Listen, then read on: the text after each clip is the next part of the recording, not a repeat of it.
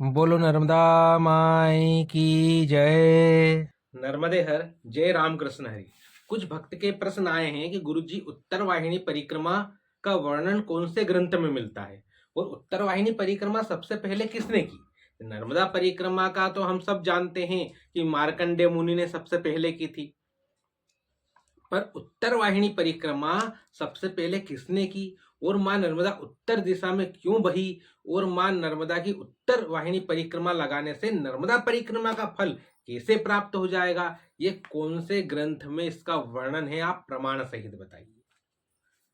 तो इस प्रश्नों के उत्तर देने के लिए मां नर्मदा की कृपा से, ठाकुर जी की कृपा से आज हम आपको इस वीडियो में देंगे। उसके पहले आप हमारे इस चैनल को सब्सक्राइब कर लीजिए ताकि ग्रंथों के प्रमाण सहित, संतों के प्रमाण सहित हम आपको नर्मदा परिक्रमा से संबंधित प्रश्नों के उत्तर देने का प्रयास करते हैं। तो आप हमारे चैनल को सब्सक्राइब कर लीजिए और आई बेलकॉन को भी दबा दीजिए और हमारी इस वीडियो को लाइक कीजिए। तो चलिए हम इस वीडियो को आरंभ करते हैं। एक प्रश्न और था, वो भी सुन लीजिए क्योंकि हो सकता है आपके मन में भी हो कि मां नर्मदा की जो उत्तर वाहिनी परिक्रमा है वो हम क्या रात में कर सकते हैं। इस प्रश्न का उत्तर भी हम इस वीडियो में आपको देंगे। तो चलिए वीडियो आरंभ करते हैं। तो सबसे पहले तो मां नर्मदा जो है पूर्व दिशा से पश्चिम दिशा में रेवा सागर में गई है, पर बीच में 3 स्थान ऐसे हैं जहां पर मां नर्मदा उत्तर दिशा की ओर प्रवाहित होकर वापस पश्चिम दिशा की ओर बही। तो वो पहला स्थान कहाँ है? तो वो पहला स्थान है ओंकारेश्वर से पहले सीतावन आता है। सीतावन, सीतावन में धाराजी नाम का एक क्षेत्र है। वो धाराजी जो है अब पानी में डूब चुका है क्योंकि बांध बनने से। वहां पर भी मां नर्मदा उत्तर दिशा में बही थी और वो धाराजी भी बहुत तपोस्थली थी, उसका भी बहुत बड़ा महात्म्य है। पर क्योंकि इस समय वहां की परिक्रमा उत्तर वाहिनी नहीं लगा जाती, इसलिए हम वहां की बात नहीं कर रहे हैं। अब उसके बाद मां नर्मदा आगे बढ़ी तो मां नर्मदा मंडला जिला में उत्तर वाहिनी हुई, उत्तर दिशा में बही। तो मां नर्मदा मंडला जिला में उत्तर दिशा में क्यों बही? तो देखिए, एक कथा आती है कि वेद व्यास जी मंडला जिला में दक्षिण तट पर तपस्या कर रहे थे, तप कर रहे थे। किसके लिए? पुत्र प्राप्ति के लिए। भगवान शंकर की उन्होंने तपस्या की पुत्र प्राप्ति के लिए। भगवान प्रसन्न हुए और भगवान ने कहा मैं ही आपके यहाँ पुत्र रूप में आऊंगा। अर्थात सुखदेव जी जो उनके पुत्र हैं उनको भगवान शंकर का भी रूप कहीं लोग संत कहते हैं। तो ये तपस्या से प्रसन्न होकर भगवान शिव जी चले गए। जब उनकी तपस्या पूर्ण हो गई तो उन्होंने वहां पर ऋषियों को भोजन करने बुलाया। तो उनके जो पिता है पराशर ऋषि और कहीं जो ऋषिगण थे, मुनिगण थे, सब मां नर्मदा के किनारे दक्षिण तट पर जिस स्थान पर वेद व्यास जी तपस्या कर रहे थे उनके उस आश्रम में वो पहुंचे। जब वो लोग वहां पहुंचे तो पराशर जी ने कहा पुत्र, तुमने सबको निमंत्रण तो दे दिया पर इस स्थान पर कोई भी व्यक्ति भोजन ग्रहण नहीं करेंगे। अब तो बड़े चिंतित हो गए कि पिताश्री मेरा तो अनुष्ठान पूर्ण हो चुका है, तो मैं बिना संत ऋषि ब्राह्मण भोजन के कैसे मेरा ये संकल्प पूर्ण होगा। संकल्प तो पूर्ण हो चुका है पर संकल्प पूर्ण होने के बाद संत ब्राह्मण को भोजन कराना अनिवार्य। अब मैं क्या करूं? तो पराशर जी ने कहा पुत्र, ये दक्षिण तट है और दक्षिण तट को, और अभी श्राद्ध का समय है, तो श्राद्ध के समय में दक्षिण तट पर कोई भी ऋषिगण भोजन नहीं करेंगे। कारण ये है कि ये मृत्यु भोज के समान होता है इस समय दक्षिण तट पर भोजन करना। अब तो व्यास जी बड़े चिंतित हो गए। व्यास जी ने क्या, अब मैं क्या करूं? तो पराशर जी कहे कि आप चिंता मत करो पुत्र, नर्मदा मैया के तट पर आपने तप किया है तो नर्मदा ही आपको रास्ता बताएगी। वेद व्यास जी मां नर्मदा से प्रार्थना करने लगे। और वेद व्यास जी तो भगवान के ही एक 24 अवतारों में एक अवतार हैं। वेद व्यास जी से तो मां नर्मदा प्रसन्न हुई और दर्शन देकर कहा अरे वेद व्यास जी, किस लिए इतने चिंतित हो? वेद व्यास जी ने प्रणाम किया। वो बोला मां, आप तो सब जानने वाली हैं, आप कृपया कर कर मेरे प्रश्न का उत्तर दीजिए। माँ मुस्कुराते हुए बोली, वेदव्यास जी आप बताइए आपके क्या प्रश्न के उत्तर हैं। वेदव्यास जी ने कहा, हे माँ, ये आपका दक्षिण तट है, सारे ऋषिगण आए हैं, मैं इनको कैसे भोजन कराऊं, क्योंकि श्राद्ध समय है और ये लोग भोजन नहीं करेंगे, क्योंकि कहते हैं दक्षिण तट पर जो भोजन करेंगे तो वो भोजन श्राद्ध, वो भोजन जो है मृत्यु भोज के समान हो जाएगा। तो मां नर्मदा जी ने कहा, तुम चिंता मत करो, ये जो तुम्हारे पास दंड है, इस दंड से तुम मुझे जिस दिशा में प्रवाहित करोगे मैं उस दिशा में प्रवाहित हो जाऊंगी। तो जो मंडला जिला है, उस उत्तर वाहिनी परिक्रमा का नाम सही मायने में है व्यास दंड उत्तर वाहिनी परिक्रमा। क्योंकि व्यास जी ने अपने दंड से मां नर्मदा को उत्तर दिशा में प्रवाहित किया, तो मां नर्मदा मंडला जिला से उत्तर दिशा में प्रवाहित हुई और वापस मां जो है पश्चिम दिशा में चली गई।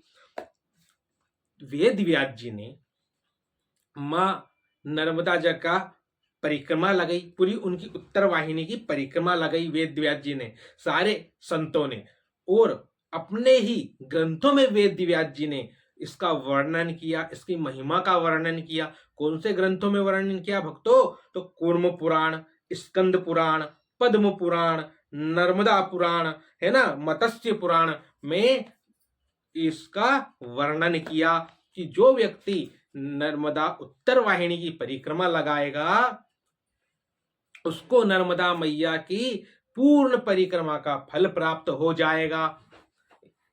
तो सबसे पहले उत्तर वाहिनी परिक्रमा वेद व्यास जी ने की और उन्होंने ही इस उत्तर वाहिनी परिक्रमा का जो है प्राकट्य किया।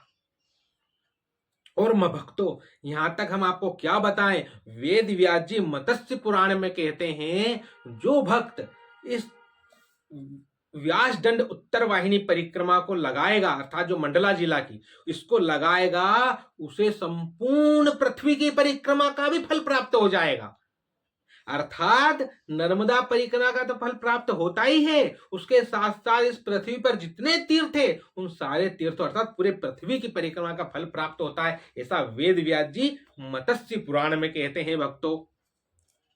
तो देखिए, इस परिक्रमा का जो है, हमें जो वेद व्यास जी का मंदिर है, ठीक है, वहां से ही हमें संकल्प लेना चाहिए, उसके अलावा हमें संकल्प कहीं से ही नहीं लेना चाहिए, क्योंकि मां नर्मदा जिस स्थान से उत्तर दिशा में प्रवाहित हुई है उसी स्थान से हमें परिक्रमा को उठाना चाहिए। क्योंकि आजकल कहीं लोग कहते हैं कि अरे कहीं से भी परिक्रमा उठा लो, किसी भी आश्रम से उठा लो, ऐसा नहीं है। उत्तर वाहिनी परिक्रमा वहीं से उठाई जाती है जहां से मां नर्मदा उत्तर दिशा में प्रवाहित हुई हो।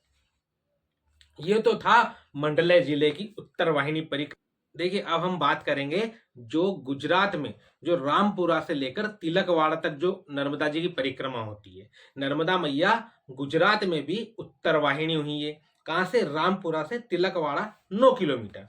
देखिए, वहां का कहीं लोग कहते हैं कि वहां पर जो राजा बलि थे, राजा बलि ने अपनी पुत्री के विवाह के लिए ब्रह्मा जी की तपस्या की। ब्रह्मा जी प्रकट हुए और राजा बलि से कहा कि आप अपनी जो पुत्री है रेवती, उसका विवाह बलराम जी से कर दीजिए, कृष्ण के बड़े भाई से। पर यह बिल्कुल गलत है, इसका प्रमाण किसी शास्त्र में नहीं है। जो बलराम जी की धर्म पत्नी रेवती थी, उनके पिता का नाम था कुकुदमी रेवत। क्या नाम था? राजा कुकुदमी रेवत। इन्होंने, रेवत राजा ने ब्रह्मा जी की तपस्या की थी और ब्रह्मा जी ने इन्हें कहा था कि आप जो है बलराम जी से आपकी पुत्री का विवाह कीजिए, क्योंकि उनकी हाइट बहुत ज्यादा थी। तो फिर बलराम जी ने अपने हल से उनकी हाइट कम की, रेवती की, और उनसे विवाह किया था। राजा बलि ने तपस्या की है, ये सही बात है, पर राजा बलि ने क्यों तपस्या की उसका वर्णन सुनिए। जो भृगु क्षेत्र है, जिसे अब कहा जाता है भरूच, भरूच में जो मां नर्मदा उत्तर वाहिनी हुई, उस स्थान पर राजा बलि ने तपस्या की थी। क्यों की थी? देखिए, एक कथा आती है कि जब समुद्र मंथन हुआ उसके बाद वापस से युद्ध हुआ, तो जितने भी दैत्य थे वो सारे मार दिए गए।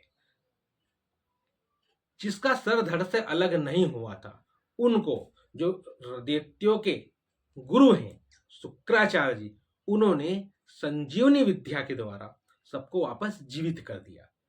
उसमें राजा बलि राक्षसों के दैत्यों के राजा थे, राजा बलि को उनने वापस से जीवित किया। और बलि ने कहा कि हे गुरुदेव, अब वापस अमरावती स्वर्ग पर कैसे राज किया जाए। शुक्राचार्य जी ने कहा कि जो भृगु पुत्र हैं, वो जितने ब्राह्मण हैं, आप उन सबकी सेवा करो, उनके आशीर्वाद से आप वापस से स्वर्ग पर राज कर पाओगे। तो जो राजा बलि थे, ये भृगु क्षेत्र अर्थात भरूच, आज की तारीख में जैसे हम भरूच कहते हैं, वो भृगु ऋषि की भूमि है ना, उनकी तपोस्थली है। वहां गए, उनके सारे पुत्र ब्राह्मणों की बहुत सेवा करी। देखिए, ब्राह्मण तो भोजन कराइए, खूब दान दक्षिणा दीजिए, इससे प्रसन्न हो जाते हैं। ब्राह्मण के आशीर्वाद के बल पर वापस से राजा बलि स्वर्ग गए, सारे देवताओं को खूब पीटा, सब भग गए। और फिर इन लोगों ने, राजा बलि ने स्वर्ग पर अपना आधिपत्य राज कायम किया। और जब राज कर लिया तो फिर शुक्राचार्य जी ने कहा कि अब आप जो है, आपका कार्य अभी पूर्ण नहीं हुआ है। बलि ने कहा, क्या बात है गुरुदेव, अभी जो ये इंद्र और जितने देवता हैं, इन्होंने अमृत पी लिया, ये सब अमर है, अभी इनकी शक्ति कम है, इसलिए चले गए। जब वापस इनकी शक्ति बढ़ेगी, ये फिर आएंगे, फिर तुमसे लड़ेंगे और तुमको फिर भगा देंगे। तो अब क्या किया जाए गुरुदेव। तो शुक्राचार्य जी बोले, बलि अब तुम नर्मदा के किनारे जाइए। कहां पर जाइए? नर्मदा जी जो है भरूच में, जो भृगु, इसको भृगु ऋषि का क्षेत्र कहते थे पहले कुछ, जो भरूच के पास नर्मदा नदी उत्तर दिशा में बही है। अब उत्तर दिशा पर जाइए, वहां की जगह जाइए और वहां पर जाकर आप अश्वमेघ यज्ञ कीजिए, 100 अश्वमेघ यज्ञ। अगर आप 100 अश्वमेघ यज्ञ कर लोगे तो कभी कोई आपको इंद्र पद से अर्थात स्वर्ग के राज से वंचित नहीं कर पाएगा। गुरु की आज्ञा मानकर राजा बलि गुजरात के जो तिलकवाड़ा क्षेत्र है, रामपुरा, यहां पर जाके इन्होंने, बलि ने तपस्या अर्थात यज्ञ कराना आरंभ किया। जब 99 यज्ञ पूर्ण हो गए, अश्वमेध यज्ञ, और जब 1.25 अश्वमेध यज्ञ चला तो सब दूर हाहाकार मच गया। अरे, अब तो राक्षसों का आधिपत्य हो जाएगा स्वर्ग पर, अब क्या किया जाए। सभी भगवान पास गए। प्रभु तो बड़े दयालु हैं हमारे, उन्होंने वामन अवतार धारण करा। और वामन रूप धारण करा क्यों? क्योंकि भगवान जानते थे कि राजा बलि जो है ये ब्राह्मणों का भक्त है। तो भक्तों, भगवान वामन रूप धारण कर गए बलि के पास। कहां पर? उत्तरवाहिनी परिक्रमा जो गुजरात में होती है, नर्मदा तट पर, वहां गए। वहां जाकर बलि से दान में 2 पग भूमि, 3 पग भूमि मांगी। 3 पग में महाराज, 2 पग में सब कुछ नाप लिया, तीसरा पग सिर पे धरा। आप सब कथा जानते होंगे। और पाताल में, वहीं पर बलि को पाताल में भेज दिया और कहा, अब आने वाले समय में आप ही स्वर्ग के राजा बनोगे, इंद्र बनोगे।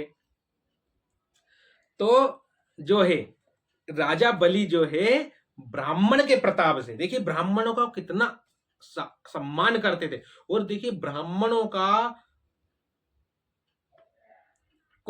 को दान देने का से, उनकी सेवा करने का आप इंद्र पद प्राप्त कर सकते हो। आज देखिए बसंत पंचमी, आज के दिन दिया हुआ दान बहुत महत्वपूर्ण होता है। तो आप लोगों की जो श्रद्धा हो, है ना, आप हमने ये दे रखा है हमारा बारकोड, आपकी जो श्रद्धा हो, 51, 101, 501, 10,000, जो आपकी इच्छा हो, आपके सामर्थ्य अनुसार, आज के दिन बसंत पंचमी के दिन आप अपने पितरों के निमित्त, अपने लिए, अपने बच्चों के लिए आज दान अवश्य करें। आप चाहें तो अभी नर्मदा जयंती आ रही है, हमारी कुटिया में आप ब्राह्मण भोजन करा सकते हैं। 1 ब्राह्मण भोजन करा सकते हैं, 5 ब्राह्मण भोजन करा सकते हैं। आप हमें कमेंट बॉक्स में बता दीजिए, उसमें जो भी शुल्क लगेगा 1 ब्राह्मण के भोजन का, 2 ब्राह्मण के भोजन का, हम आपको बताएंगे। और ठाकुर जी की कुटिया में ब्राह्मण भोजन करा देंगे, क्योंकि ब्राह्मण को भोजन कराने का महाराज बहुत बड़ा पुण्य प्राप्त होता है। और आज बसंत पंचमी पर दान का भी बहुत बड़ा पुण्य प्राप्त होता है। तो ये थी तिलकवाड़ा में जो नर्मदा परिक्रमा करने का महत्व, क्योंकि वहां पर आज भी जो है मार्कंडे मुनि कीड़ी मकोड़ी घाट से परिक्रमा सुबह ब्रह्म मुहूर्त में आरंभ करते हैं। कीड़ी मकोड़ी, ध्यान रखिए, ये कीड़ी मकोड़ी घाट रामपुरा में है, ठीक है, जो अपना रणछोड़ राय मंदिर के पास में। देखिए फिर हम आपसे कह रहे हैं, नर्मदा परिक्रमा जो उत्तर वाहिनी परिक्रमा है, जहां से माँ उत्तर दिशा में प्रवाहित हुई है, वहीं से ही आपको आरंभ करना है ना। रामपुरा से माँ उत्तर दिशा में बही है, जो कि तिलकवाड़ा तक बही है। तो तिलकवाड़ा से आप परिक्रमा आरंभ ना करें, आप रामपुरा के कीड़ी मकोड़ी घाट से प्रारंभ करें परिक्रमा। क्यों? क्योंकि आज भी मार्कंडे मुनि रोजाना उत्तर वाहिनी परिक्रमा लगाते हैं, क्योंकि इसका विधान जो है वेद व्यास भगवान ने बनाया है। तो ये थी उत्तर वाहिनी परिक्रमा की जानकारी की, किस ग्रंथ में लिखा है, क्यों लगाई जाती है और इसका क्या महत्व है। तो इसका महत्व तो अपार है ना। आप जो व्यक्ति नर्मदा मैया की पूरी परिक्रमा नहीं लगा सकते हैं, वो उत्तर वाहिनी परिक्रमा लगाएं, उन्हें संपूर्ण फल प्राप्त होगा। यहां तक कि पूरी पृथ्वी के फल, जो पूरी पृथ्वी की परिक्रमा का फल होता है, वो भी आपको प्राप्त हो जाएगा। मत्स्य पुराण में वेद व्यास जी कह रहे हैं, हम नहीं कह रहे। महाराज, अब एक प्रश्न था कि रात में नर्मदा उत्तर वाहिनी परिक्रमा जो है तिलकवाड़ा से रामपुरा तक लोग लगाते हैं। तो देखिए हमारा निवेदन है, या तो आप मंडला जिला से लगाएं, या आप गुजरात के तिलकवाड़ा से रामपुरा से परिक्रमा लगाएं, या तो पूर्ण नर्मदा परिक्रमा लगाएं। आपको रात में परिक्रमा नहीं लगानी है। रात में परिक्रमा लगाने से आपको कोई फल प्राप्त नहीं होगा और विकार आपके जीवन में उत्पन्न होंगे, क्योंकि रात्रि में मां नर्मदा का स्पर्श नहीं किया जाता है। रात्रि में जो है मां नर्मदा को पार नहीं किया जाता है। नर्मदा मैया जो है महाराज, रात्रि के समय में शयन अवस्था में रहती है। ठीक है, रात्रि में मां नर्मदा को पार भी नहीं करना है, स्पर्श भी नहीं करना है। उनकी परिक्रमा भी बड़ी अशुभ मानी जाती है। क्यों? क्योंकि मां नर्मदा इंसानों का ही उद्धार नहीं करती महाराज, मां नर्मदा समस्त जीवों का उद्धार करती है। भूत प्रेत राक्षस गंधर्व किन्नर जितने हैं, सबका उद्धार करती है। रात्रि बेला जो है वो राक्षसी बेला कही जाती है। तो रात्रि समय में सब राक्षस लोग मां नर्मदा के तट पर जो है तपस्या करते हैं, उनकी परिक्रमा करते हैं। अब आपको भी राक्षस बनना है, तो आप भी रात में मां नर्मदा की उत्तर वाहिनी परिक्रमा करें। हमारा तो माने, और अगर शास्त्र की माने तो रात में परिक्रमा ना करें। रात्रि सूर्य अस्त होने के बाद परिक्रमा को वहीं विश्राम दे दें। आप सभी को ये वीडियो अच्छी लगी हो तो कमेंट बॉक्स में नर्मदे हर लिखिए, वीडियो को लाइक कीजिए, वीडियो को शेयर भी कीजिए, ताकि सब तक जानकारी पहुंचे। पर हित सरस धर्म नहीं भाई।